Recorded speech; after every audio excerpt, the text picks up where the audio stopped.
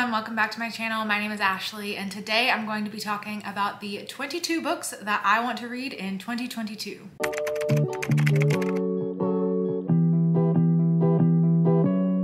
More of an accountability thing than anything. This is just a list of books that I really want to get through this year, and I really want to be able to come back to this video, maybe check in halfway through the year, see if I've made any progress, and just make sure that I read these books that have been sitting on my TBR for too long, or they're classics I want to get to, or they're hyped books that I just let sit on my shelves that I bought because they were hyped and I still have not picked them up, or they're books that I was really excited about and I bought them when they first came out and then I just didn't get around to them yet. So this is just gonna be a list of the 22 books that I want to make sure I prioritize this year. Realistically, I should definitely be able to get through all of them because I read about 100 books a year at least. This is like 2 months worth of reading for me if I just buckle down and actually make sure I read these books. So I'm gonna be going through, telling you a little bit about them, and then hopefully I will be able to return to this video in the future and say that I successfully made it through all 22 of these books. So first I'm gonna start with the classics that I definitely want to get to this year. The first one is Frankenstein.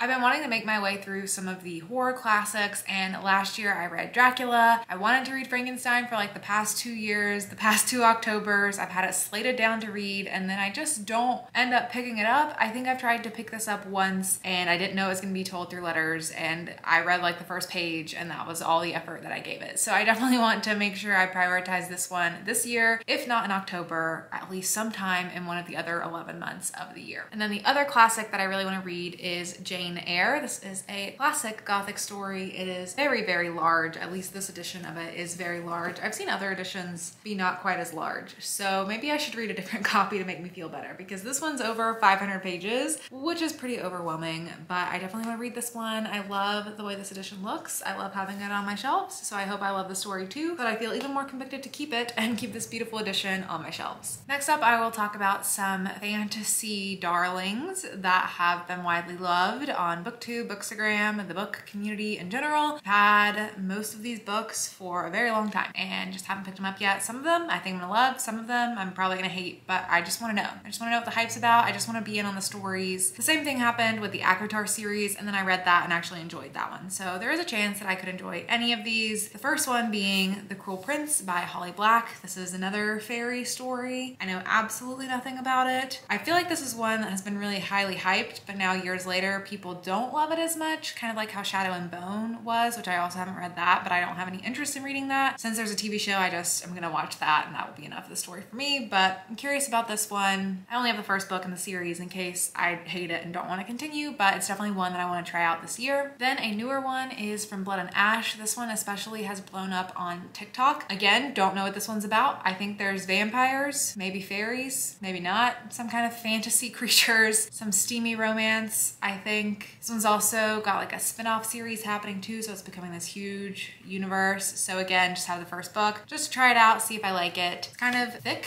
for a first book in a series. It's over 600 pages. I think this one was indie when it was first published. I don't know, I could definitely be wrong about that. But anyway, it's just one that I'm really intrigued by. I feel like people who like the ACOTAR books tend to like these. So this one I might have a chance of enjoying more. The next one is one that I thought I was gonna really enjoy when I first picked it up, like probably 2 years ago, but now I don't think I'm going to enjoy it as much. So I just want to try to read the first book, and if I'm not feeling it, I'll just DNF and give up on the whole series. And that is The Diviners by Libba Bray. This one I think is like set in the 20s in New York City. There's a murderer. I don't know if this is YA or adult. I have a feeling it's YA, and I don't know.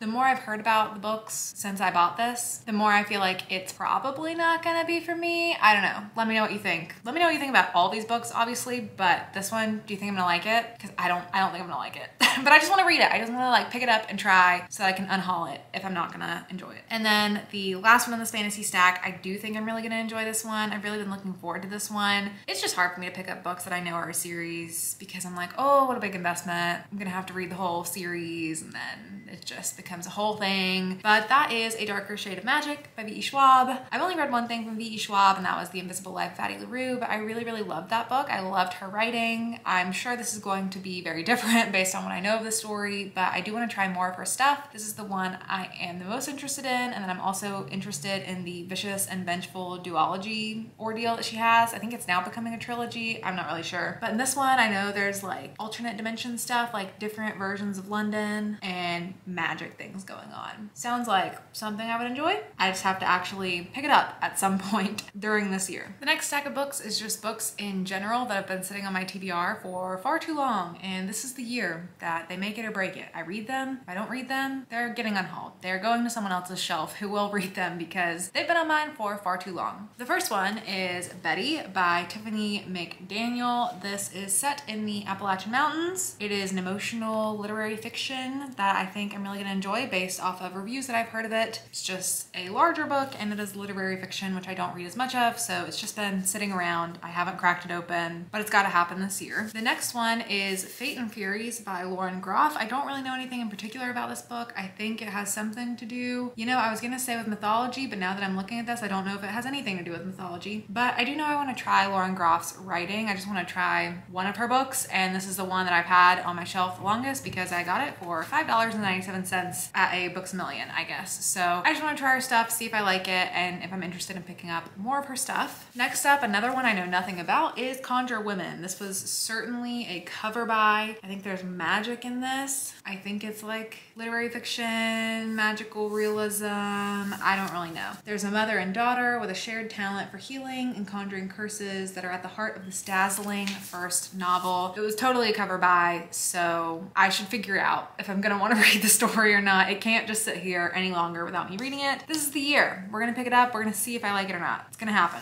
The next one is one I know I'm gonna enjoy, and that is My Lovely Wife by Samantha Downing. I've really enjoyed the other two books I've read from Samantha Downing. I know I'm gonna like this one. It was her first book. Why have I not read it yet? I don't know. I just kind of forget about it, honestly. But this one, it's gotta happen. Hopefully kind of soon, because I'm really in a thriller kick right now. So this one, I feel like, should make an appearance in my reading in the first half of the year. Next one is another mystery thriller, Take Me Apart by Sarah Slager. I'm sure you've seen me talk about this before in some kind of video that I did like this of books that I need to read and then I still haven't read it, but I'm gonna do it eventually. I think I'm really gonna like it. It follows an archivist piecing together a mystery. I hear nobody talk about this book. I think the only person I've ever heard talk about it was Kat from Paperback Dreams, and yeah, I just want to read it, and I'm gonna this year. Next up is Disappearing Earth by Julia Phillips. This is a National Book Award finalist and one of New York Times 10 best books of 2019, and also has a beautiful cover. Some kind of mystery story. Notice how I know nothing about any of these books. I used to really buy books without knowing absolutely anything about them, which is a problem, which is how my TBR got so big, which is a problem we're solving. I have learned with my book buying habits to not do that anymore. This one I think has maybe something to do with a sister. Also potentially could have nothing to do with sisters. Looks like it's set in Russia, but if it's won all these awards, it's gotta be good. And then the last book in this stack is The New Wilderness by Diane Cook. This is a book that I think I'm really gonna enjoy. It is a bit sci-fi, dystopian, climate change, eco-y, and those are all my buzzwords. So I think I'm gonna like it. I'm pretty sure this also ended up being like a National Book Award finalist or the Booker Prize maybe. It was in one of those big awards, and it's been very highly acclaimed. So I expect it to be a good book. It's just a matter of picking it up. And then the final stack that I'm looking at is books that I was really hyped for. I like pre-ordered them or got them as soon as they came out. And so you would think I would have read them like immediately within a week or two of receiving them, but that was not the case for any of them. So I need to do them justice and give them a shot. If I thought I was gonna love them so much, I should give them a try. Some of them I've heard like some more negative reviews of, which drive me away from them, but for the most part, they're books that I have either heard nothing about or good things about. So I need to pick them up.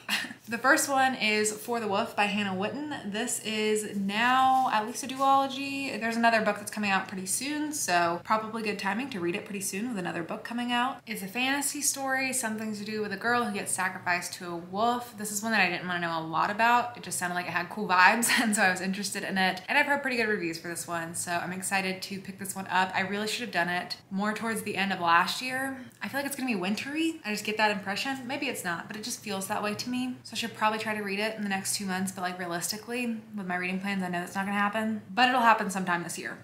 Next up is A Marvelous Light by Freya Marski. This is a book about these two men falling in love. There's magic, it's London, feeling. I think it's like underground tunnel vibes, maybe not, I don't know. You know, I thought this was gonna get better with me knowing what these books were about before I purchased them, but apparently it's still not great because I don't retain a lot about the full synopsis. I read the synopsis and then I think that I'm interested in it, so I buy the book, but then I don't keep all the information in my brain. It's hard to remember the synopsis of a book that you haven't read. I just know the vibes. Like I remember the buzzwords and the vibes that got me interested in a book. So that is this one. Next up is The Ones We're Meant to Find. This is a story about these two girls. They might be sisters. It's sci-fi, it's eco-y. It has mind-blowing twists, apparently. The inside is really pretty, and I really loved this cover too. But this is one that I haven't heard the best reviews of, so that has made me hesitant to pick it up, but I do want to form my own opinion, so I will be picking this one up sometime this year. Next up are a couple more I've heard negative reviews of. The first one is A Touch of Jen by Beth Morgan. This is a pretty weird book about like social media and obsession. It was blurbed by Carmen Maria Machado, which made me interested in it, and just the general weirdness of the book. But yeah, I haven't heard the best reviews, so I haven't picked this one up yet, as well as Night Bitch by Rachel Yoder. This one is also blurbed by Carmen Maria Machado, and it is weird. It follows a woman who is convinced that she's turning into a dog, so it sounded really intriguing, but I've heard pretty negative reviews of this one, except for my friend Elizabeth at the channel Reading Riley. I know she really loved this book. It was one of her favorites of 2021, so that has spurred my interest in it again to give it a chance. I still think it might end up not being for me because I did try to pick this one up before and I read the first 10 or 15 pages, but I wasn't loving it, but I am gonna give it another chance. We're gonna see. Next up is another book I started and I was just confused, and that is Sorrowland by Rivers Solomon. Their books are speculative and just kind of hard to follow a little bit. This one was as well. This one is a little bit of a spookier vibes about this woman who ran off into the woods and lived her life out in the woods. I think she ended up having like twin babies. I don't know if that happened before or after the running away part, but I tried to start this one once and it was just hard to get into, but I only read like the first maybe 20 pages at most, so I do want to push through a little more into this one before I decide to permanently DNF and unhaul, so I am planning to give this one another shot this year. And then the rest are books that I was super excited about and just haven't picked up yet. The first one is Hummingbird Salamander by Jeff Vandermeer. I have not read from this author before, but this is a sci-fi eco thriller that sounded really interesting with like not being linear, like alternate dimension stuff, someone chasing someone through different dimensions. I don't know, but it sounded really cool, and it's actually shorter than I expected it to be. So this one I'm hoping to pick up very soon. Next up is The 22 Murders of Madison May by Max Berry. I have read from this author once before, like 5 to 7 years ago, a very long time ago, and I remember really liking the book I read from him then, which is called Lexicon. I really don't remember a ton about it though, so that's not like a guarantee that I'm gonna love this book, but it sounded really interesting. It's another kind of sci-fi-y thriller with Max Berry's trademark wit and warmth, so it sounds good, and I definitely want to pick this one up soon as well. And then the last one is Marion Lane and the Midnight Murder by T.A. Wilberg. This is a murder mystery that sounded really cool about the underground societies of London, but then I heard some not stellar reviews of it and it made me hesitant to pick it up, but I do want to form my own opinion. It is a shorter book and I definitely still do want to read this one. So that is it for the 22 books that I want to read in 2022. Let me know which of these you are the most excited to see me pick up. Which of them do you think I'm really gonna love? Or are there any that you just really think that I'm going to hate and may not be worth it? Because that would be nice to know in advance, especially because I like to do try a chapter videos where my whole goal is to unhaul the ones I'm not going to be interested in. So if there's a couple on this list that you think are really not going to be my style, that would be great to know so I can give them a shot all at one time and decide if I want to unhaul them all at one time. But I hope there's going to be some gems in here. I hope some of my favorite books of the year are going to be in these 22 books. If I had to guess, I would think that these would be my favorites. So this is also kind of a 5-star prediction. So we'll see when I revisit this video if I've read all these books, if they do end up being some of my favorites of the year. But that is it for me. Thank you so much for watching, and I'll see you all in my next video. Bye.